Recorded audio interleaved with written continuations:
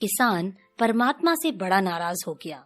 कभी बाढ़ आ जाए, कभी सूखा पड़ जाए, कभी धूप बहुत तेज हो जाए तो कभी ओले पड़ जाए।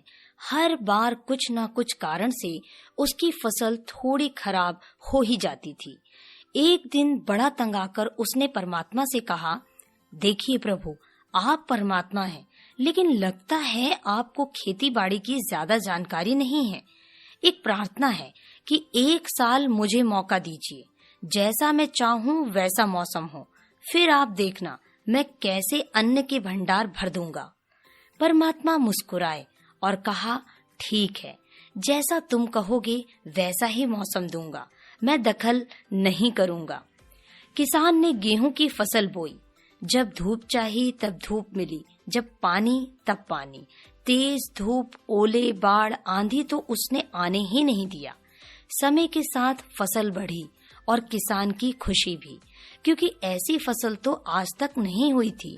किसान ने मन ही मन सोचा, अब पता चलेगा परमात्मा को कि फसल कैसे करते हैं। बेकार ही इतने बरस हम किसानों को परेशान करते रहे। फसल काटने का समय भी आया। किसान बड़े गर्व से फसल काटने गया, लेकिन जैसे ही फसल काटने लगा, एकदम से छाती पर हाथ रखकर बैठ गया। गेहूं की एक भी बाली के अंदर गेहूं नहीं था। सारी बालियां अंदर से खाली थीं। बड़ा दुखी होकर उसने परमात्मा से कहा, प्रभु, ये क्या हुआ? तब परमात्मा बोले, ये तो होना ही था।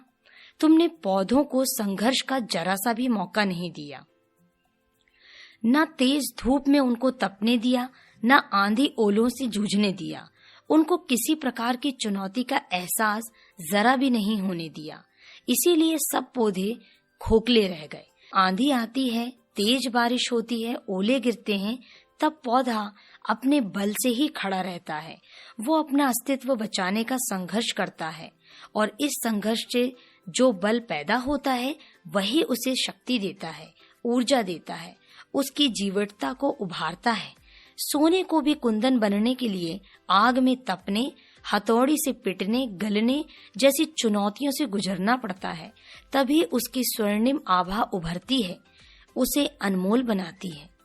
जिंदगी में भी अगर संघर्ष ना हो, चुनौती ना हो, तो आदमी खोखला ही रह जाता है। उसके अंदर कोई गुण नहीं आ पाता। ये चुनौतियां ही हैं जो आदमी रूपी तलवार को धार देती हैं, उसे सशक्त और प्रखर बनाती हैं। अगर प्रतिभाशाली बनना है तो चुनौतियां तो स्वीकार करनी ही पड़ेंगी, अन्यथा हम खोखले ही रह जाएंगे। अगर जिंदगी में प्रखर बनना है, प्रतिभाशाली बनना है, तो संघर्ष और चुनौतियों का सामना तो करना ही पड़ेगा।